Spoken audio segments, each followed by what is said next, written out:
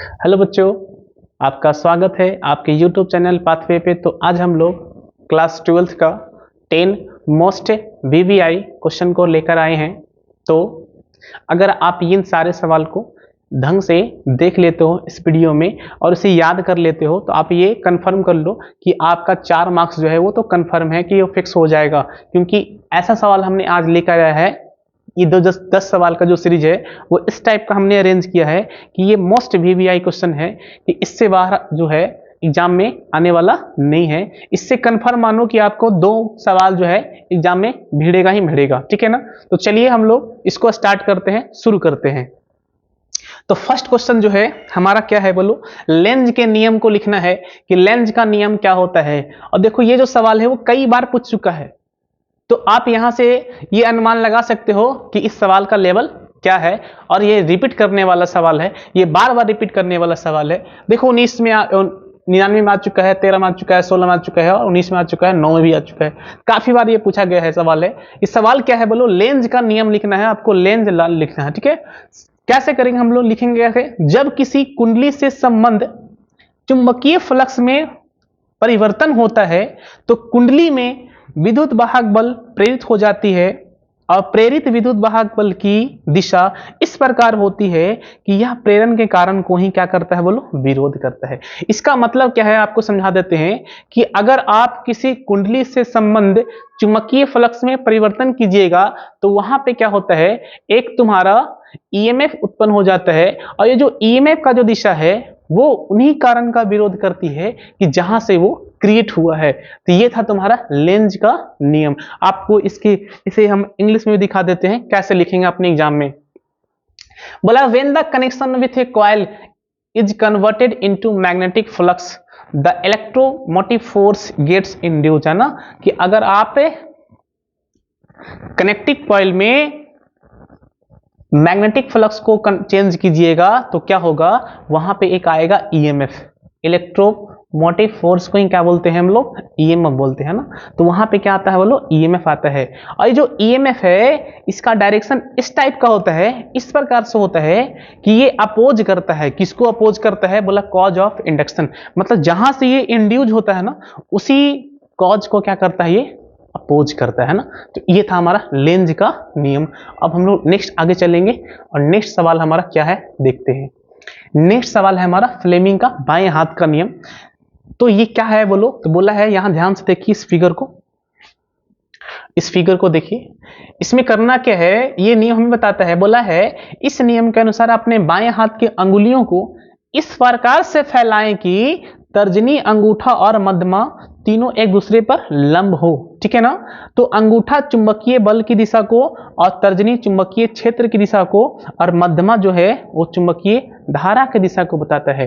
क्या देखो यहां पे ध्यान दो, तुम्हें करना क्या है कि अपने लेफ्ट हैंड को निकालना है। तो ये हो गया सर मेरा लेफ्ट हैंड, और लेफ्ट हैंड में क्या करना है, हमें 3 उंगली को निकालना है। कौन कौन 3 उंगली, देखो ये है थंब, क्या है, ये है थंब, ये हो गया हमारा तर्जनी और इसको बोलते हैं मध्यमा। अपनी उंगली में देख लीजिए, ये हो गया आपका थंब, क्या है, ये थंब है। और ये क्या है, इसको बोलते हैं तर्जनी और इसे क्या बोलते हैं, मध्यमा। तो आपको इस तरह से अरेंज करना है कि देखो ध्यान से कि ये और ये, इन दोनों उंगली के बीच में कितना डिग्री का कोण बन रहा है बोले, 90 डिग्री का। इन दोनों उंगली के बीच में कितना डिग्री कोण बन रहा है बोलो, 90 डिग्री का। इन दोनों के बीच में कितना कोण है, 90 डिग्री का। अब यहां पे ध्यान से देखो कि थंब और तर्जनी के बीच में कितना कोण है, 90 डिग्री का। तर्जनी और मध्यमा के बीच में कितना कोण है, 90 डिग्री का। मध्यमा और तर्जनी के बीच में कितना कोण है, 90 डिग्री का। अगर आप अपने बाएं हाथ की उंगलियों को, 3 उंगलियों को इस प्रकार से अगर अरेंज करते हैं तो ये क्या होगा कि जो थंब है वो किसको बताएगा, ये जो थंब है वो हमें बताता है, देखो थंब जो है वो चुंबकीय बल की दिशा को बताता है। किसको बताता है, चुंबकीय बल की दिशा को बताता है। और ये जो तुम्हारा तर्जनी है ये किसको बताएगा, तो ये बताएगा हमें चुंबकीय क्षेत्र की दिशा को। किसको बताएगा, चुंबकीय क्षेत्र की दिशा को। और ये जो मध्यमा है हमारा, ये मध्यमा किसको बताता है, तो ये जो मध्यमा है वो हमें बताता है चुंबकीय धारा की दिशा को। किसको बताएगा, चुंबकीय धारा की दिशा को। और इसी को हम लोग बोलते हैं फ्लेमिंग का बाएं हाथ का नियम। क्या बोलेगा, फ्लेमिंग का बाएं हाथ का नियम। अगर ये सवाल एग्जाम में आता है तो हम कैसे लिखेंगे, आप इसको सुनो। हम बोलेंगे इस नियम के अनुसार हम अपने बाएं हाथ के 3 अंगुलियां, थंब, अंगूठा, तर्जनी और मध्यमा को इस प्रकार से अरेंज करें, इस प्रकार से व्यवस्थित करें कि ये तीनों एक दूसरे पे लंब हो। कैसा होना चाहिए, लंब हो। तब थंब जो है, अंगूठा जो है वो क्या बताता है, अंगूठा जो है वो चुंबकीय बल की दिशा को बताता है। और तर्जनी जो है वो क्या बताएगा, तर्जनी जो है वो बताता है चुंबकीय क्षेत्र की दिशा को। और जो हमारा जो मिडिल फिंगर है वो क्या बताएगा, वो बताएगा हमारा चुंबकीय धारा की दिशा को, है ना। तो इसी को बोलते हैं हम लोग फ्लेमिंग का बाएं हाथ का नियम। अभी हमें इसे इंग्लिश में देख लेते हैं। अगर आप क्या करो, स्क्रीनशॉट लेना चाहते हैं तो आप इसका स्क्रीनशॉट ले सकते हो, जरा ध्यान करना, आप इसका स्क्रीनशॉट भी ले सकते हो, ठीक है। चलिए, इसी सवाल को हमने इंग्लिश में भी लिखा है। कैसे लिखेंगे, according to this rule separate the finger of your left hand in such a way that the index finger, index finger किसे बोलते हैं भाई, ये इंडेक्स फिंगर है, देख लो आप, ये index finger, thumb and middle finger, ये मिडिल फिंगर बीच वाला, are perpendicular to each other, then thumb indicate the direction of the magnetic force, the index finger indicate the direction of magnetic field and the middle finger indicates the direction of magnetic current, है ना। तो ये है हमारा left hand rule. किसका left hand rule बोलो, Fleming का left hand rule. देखो ये जो सवाल है हमारा 2020 में आ चुका है। इसीलिए हमने आपको बताया कि जो 10 सवाल जो हमारा है ना वो कंफर्म मानो कि आपको 1 से 2 सवाल आपको एग्जाम में कंफर्म है कि दिखना ही दिखना है। तो आपको ये 10 सवाल को कम रट लेना है और कंफर्म उसको याद कर लेना है, ठीक है। चलिए नेक्स्ट सवाल आते हैं, और नेक्स्ट सवाल हमारा ये है। नेक्स्ट सवाल क्या है, बोला right and 2 properties of x-ray. हमें एक्सरे का 2 प्रॉपर्टीज बताना है कि एक्सरे का 2 गुण क्या होता है उसके बारे में। तो देखो यहां से the velocity of x-ray is equal to the velocity of light. इसका मतलब क्या होता है कि जो एक्सरे का जो वेग है वो किसके बराबर होता है, तो एक्सरे का जो वेग है वो प्रकाश के वेग के बराबर होता है। किसके बराबर होता है, प्रकाश के वेग के बराबर होता है। तो पहला गुण हम लिखेंगे कि एक्स किरण का जो वेग है वो प्रकाश के वेग के बराबर होता है, और प्रकाश का वेग कितना होता है, 3 लाख किलोमीटर पर सेकेंड, या उसी को बोल सकते हो आप 3 गुना, उसी को लिख सकते हो आप 3 गुना 10 का पावर 8 मीटर पर सेकेंड, 3 गुना 10 का पावर 8 मीटर पर सेकेंड। तो फर्स्ट गुण हमारा हमने ये लिखा। सेकेंड गुण क्या लिखेंगे, तो एक्स किरण जो है वो विद्युत क्षेत्र और चुंबकीय क्षेत्र में विक्षेपित नहीं होता। तो सेकंड गुण हम ये लिखेंगे कि तुम्हारा जो एक्सरे है वो डिफ्लेक्ट नहीं होता। किससे डिफ्लेक्ट नहीं होता, तो इलेक्ट्रिक फील्ड से हमारा एक्सरे डिफ्लेक्ट नहीं होता, और मैग्नेटिक फील्ड से भी हमारा एक्सरे जो है वो डिफ्लेक्ट नहीं होता। सेकंड थर्ड क्या लिखेंगे कि एक्स किरण निर्वात सरल रेखा में गमन करती है। एक्स किरण निर्वात में सरल रेखा में गमन करती है। X-ray travel in straight line in vacuum. तो अगर हम वैक्यूम में बात करेंगे तो वैक्यूम में हमारा जो एक्सरे है वो कैसे गमन करती है, तो बोलेंगे स्ट्रेट लाइन पथ पे, सरल रेखा पथ पर। तो ये था आपका एक्सरे के बारे में। एक्सरे का हमने गुण, आपको यूज भी लगता है लिखना है, नहीं गुण लिखना है। तो ये था हमारा एक्सरे का गुण। 2 गुण पूछा गया एग्जाम में, लेकिन हमने 3 बताया है। तो 3 क्या है, फिर से एक बार देखें। एक्स किरण का वेग क्या होता है, प्रकाश के वेग के बराबर। एक्स किरण जो है वो डिफ्लेक्ट नहीं होता। किससे डिफ्लेक्ट नहीं होता, तो बोलेंगे इलेक्ट्रिक फील्ड और मैग्नेटिक फील्ड से। एक्स किरण जो है वो वैक्यूम में कैसे चलता है बोलो, तो बोलेंगे स्ट्रेट लाइन सरल रेखा पथ पे, ठीक है। तो नेक्स्ट आ जाइए। नेक्स्ट हमारा सवाल रहा ये, हमें बोला लेजर प्रकाश के गुण एवं उपयोग लिखना है। तो आपको बताना है कि लेजर प्रकाश जिसको बोलते हैं लेजर लाइट, इसका 2 गुण बताना है, और गुण भी बताना है और उपयोग बताना है। तो चलो हमने यहाँ पे हमने 3 गुण बताए हैं आपको। पहला है कि लेजर प्रकाश एक वर्णी होता है। Laser light is monochromatic. Monochromatic का मतलब क्या होता है कि उसमें एक ही रंग का, एक ही कलर का लाइट होना चाहिए, एक ही कलर का। जैसे येलो तो येलो ही होगा, उसमें ब्लैक मिक्स नहीं होगा, है ना। तो एक ही कलर का लाइट होना चाहिए। फिर बोला यह अति कला संबंध होता है।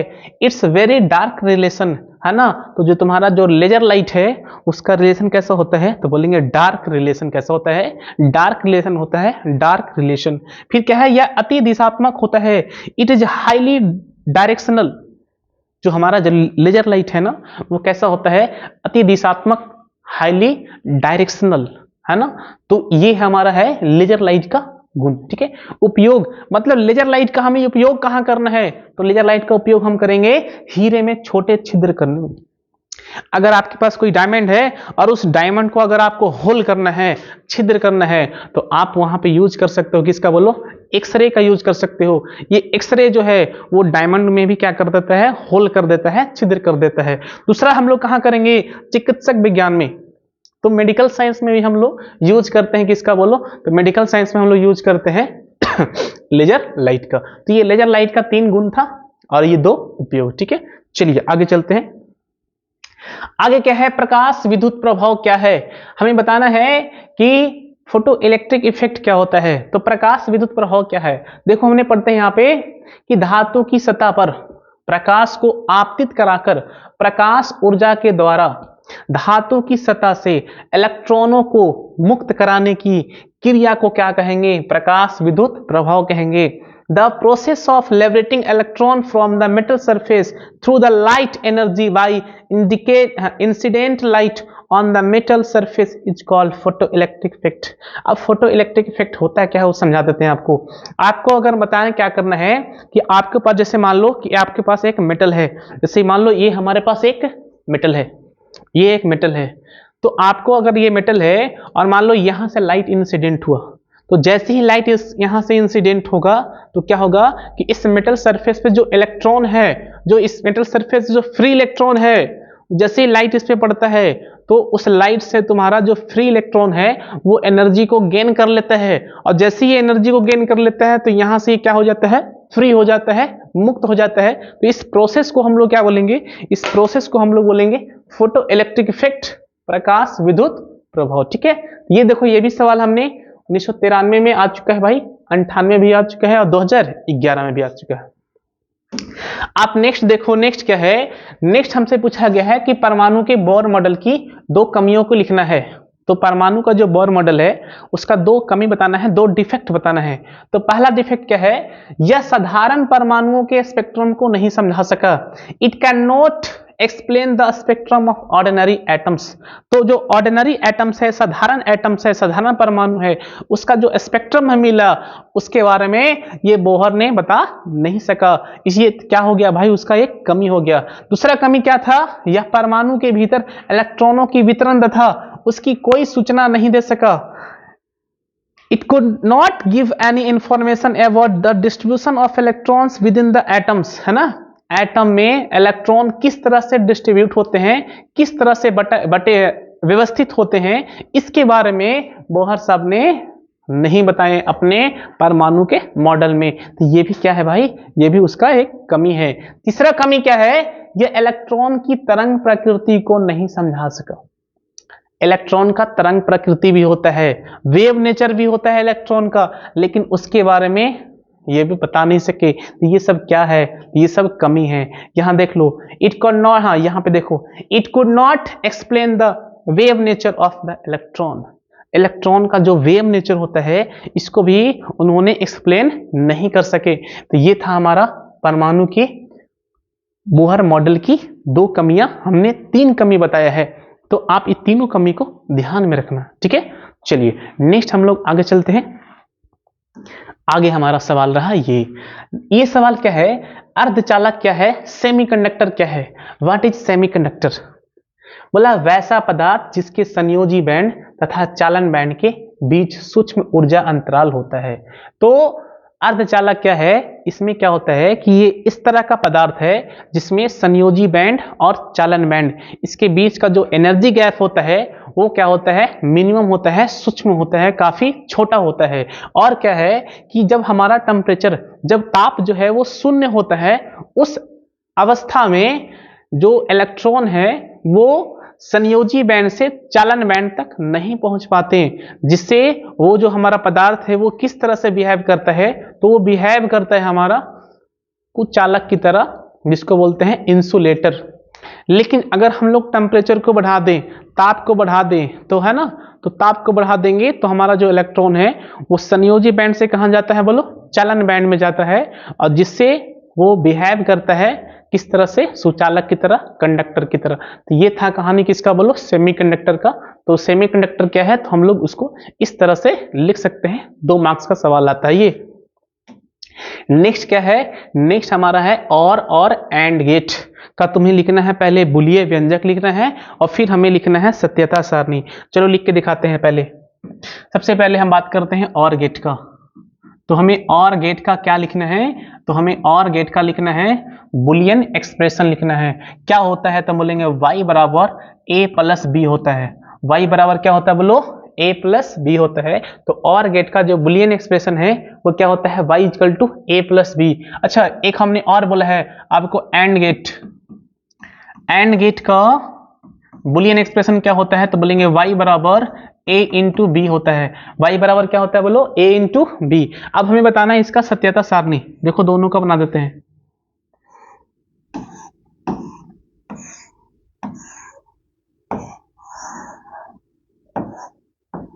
चलो, ये हो गया मेरा A और ये हो गया मेरा B, और हमें बना रहे हैं किसका बोलो, हम बना रहे हैं और गेट का। किसका बना रहे हैं, हम बना रहे हैं और गेट का।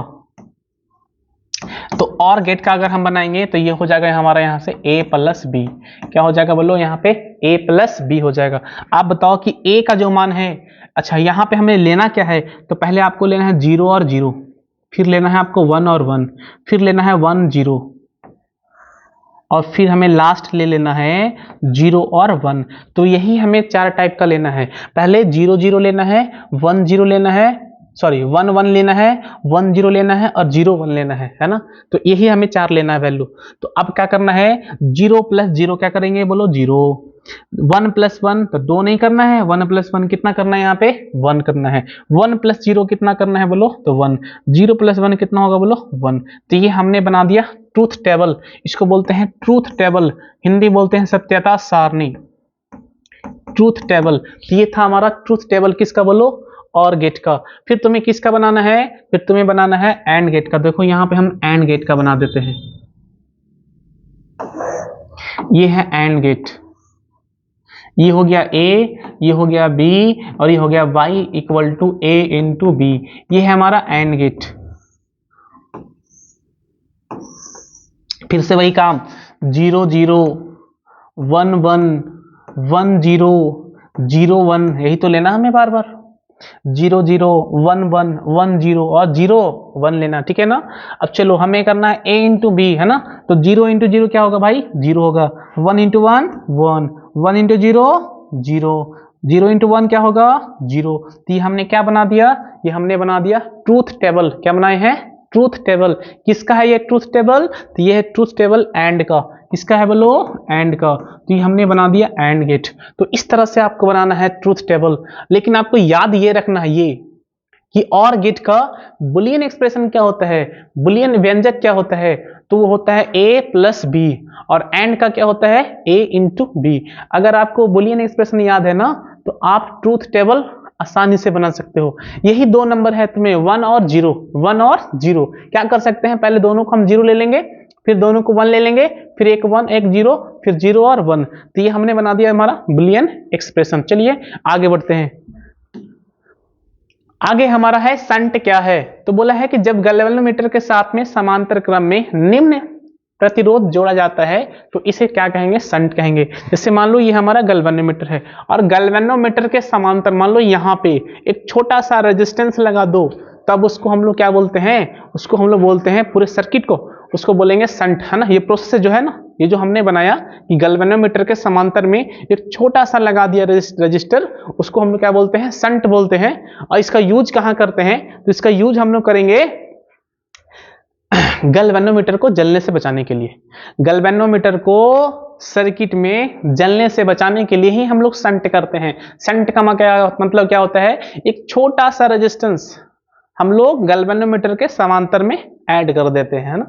देखो यहाँ पे लिखा हुआ है to avoid burning of the galvanometer coil, है ना। हम लोग गैल्वेनोमीटर को जलने से बचाने के लिए क्या यूज करते हैं, सेंट का यूज करते हैं ना। To convert the galvanometer into an ammeter, तो गैल्वेनोमीटर को अगर ए मीटर में बदलना है तो हम लोग संट करना पड़ता है। क्या करना पड़ता है, संट करना पड़ता है। तो अगर गैल्वेनोमीटर को ए मीटर में बदलना है तो आपको संट करना पड़ेगा। और संट का मतलब क्या होता है कि गैल्वेनोमीटर के समांतर क्रम में एक छोटा सा निम्न प्रतिरोध आपको ऐड करना होता है, और इस प्रोसेस को क्या बोलते हैं, संट बोलते हैं। ठीक है, नेक्स्ट सवाल चलते हैं, पहले आप स्क्रीनशॉट ले लो। नेक्स्ट हमारा है, ये लास्ट सवाल भी है और ये 10 है, नंबरिंग गलती हो गया यहाँ पे। ये क्वेश्चन नंबर हमारा 10 है, 10 ये 10 है। 10 क्या है, क्रांति कोण किसे कहते हैं, क्रिटिकल एंगल किसे कहते हैं। बोला आपतन कोण का वह खास मान जिसके लिए अपवर्तन कोण कितना हो जाए, 90 डिग्री के बराबर हो जाता है, तो क्रांति उसे हम क्या कहेंगे, क्रांति कोण कहलाता है। तो बोला है कि आपतन कोण का वह खास मान, या आपतन कोण के आपतन कोण का वह खास मान जिसके लिए हमारा अपवर्तन कोण कितना हो जाए, बोलो 90 डिग्री हो जाए, तो उस कंडीशन में, उस कंडीशन को क्या बोलते हैं, उस एंगल को क्या बोलेंगे, क्रांति कोण।